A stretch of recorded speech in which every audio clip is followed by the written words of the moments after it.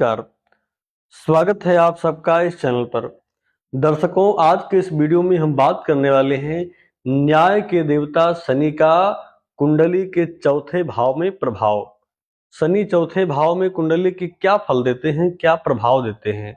दर्शकों, शनि जो कि सबसे धीमी गति से चलने वाले ग्रह हैं और पापी ग्रहों के श्रेणी में इनको रखा गया है, यानी पापी ग्रह इनको कहा जाता है। ऐसे शनि जो न्याय के भी देवता हैं, ये कुंडली के चौथे भाव में क्या प्रभाव देने वाले हैं।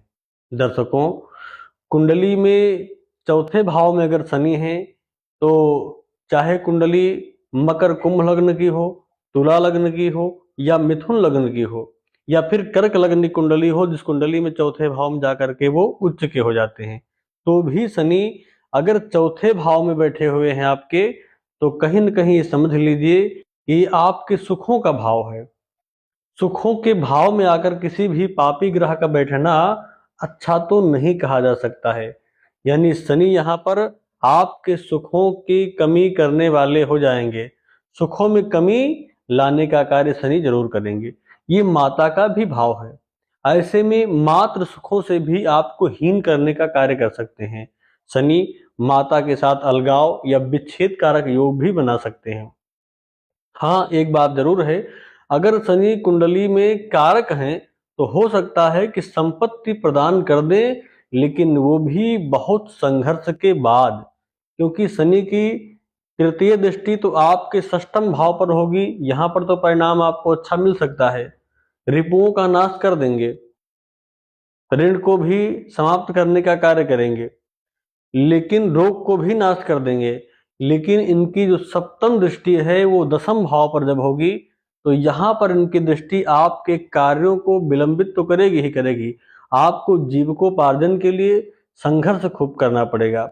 बड़े परिश्रम के साथ आपके कार्य बनेंगे।